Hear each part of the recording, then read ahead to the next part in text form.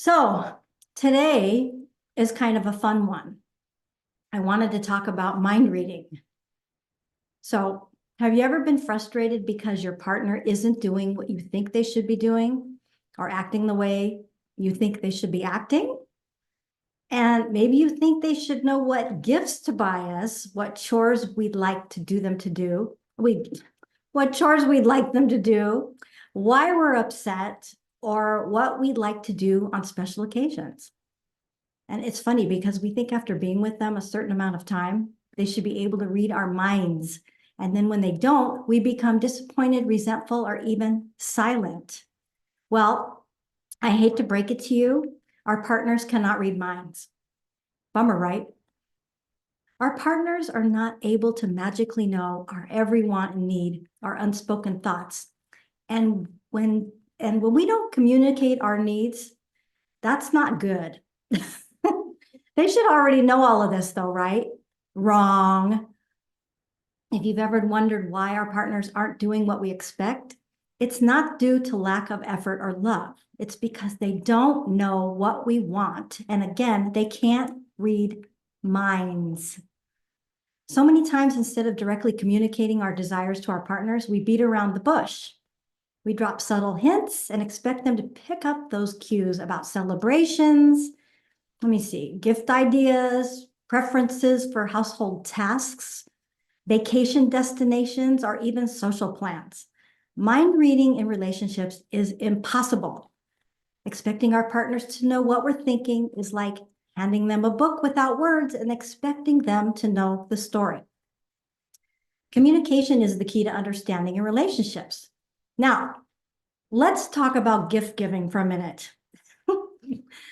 So over the years, I've been known to give subtle hints for gift ideas and thought of a funny story that Mark told me that I could share. For my last birthday, instead of telling Mark what I liked, I instead dropped little hints when we were out and about. Oh, isn't that pendant pretty?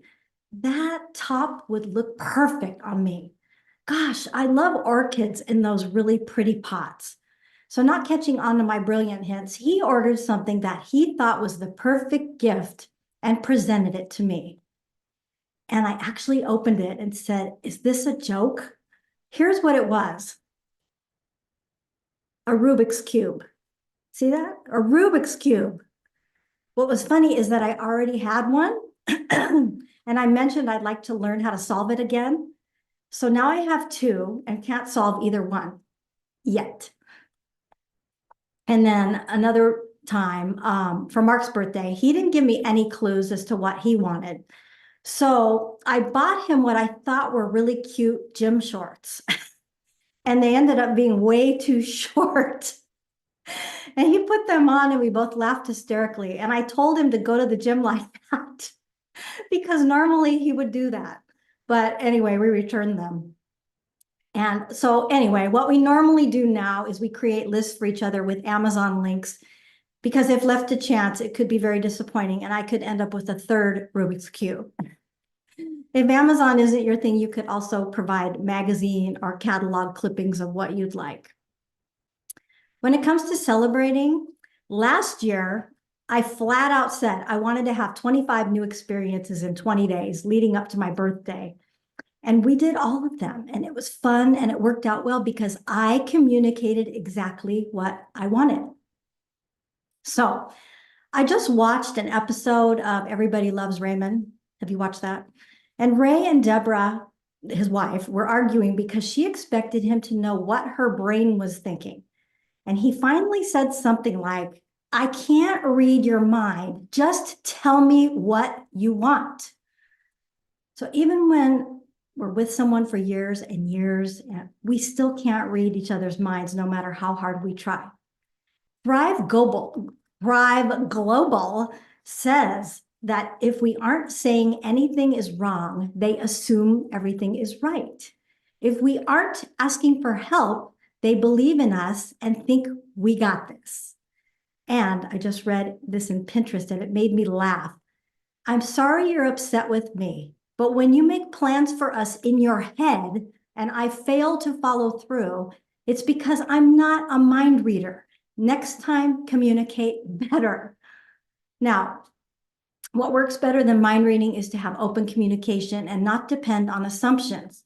Communicating your needs not only works with your partner, but it works well with your friends and family. Have you actually communicated your desires to your partner or anyone else for that matter? Very Well Mind says if there's something you need or want help with, ask. Asking for or expressing what we want or need doesn't just apply to gift giving or celebrations. It extends to everyday interactions. So why is it that we don't express our desires? Well, sometimes we're afraid to express our needs due to fear of rejection, judgment, or burdening others. And I know I've struggled with this myself. And like I said before, open communication is the key to understanding each other's desires. And again, this works with not only partners, but also with family and friends. In fact, I wrote a post about communication and expectations in friendships that you can find at focusyourtime.com/friend expectations. Expressing what we want eliminates the guesswork and can foster better connections and more fulfilling relationships. Now, if you've clearly expressed your needs and you don't feel like they're being met, it might be worthwhile to seek guidance from a therapist or life coach who can provide insights to help strengthen your connection. Okay, that's all I've got for today. And if you haven't done so, challenge yourself to clearly communicate one of your desires, even if it feels uncomfortable, and let me know what happens. And remember that most of us are not mind readers. Leave comments and let me know what you think. For more personal growth ideas, visit focusyourtime.com. And if there are topics you'd like me to cover in the future, please let me know. All right, you guys, have a good one. Be kind, stay safe, and I'll see you next time. Bye.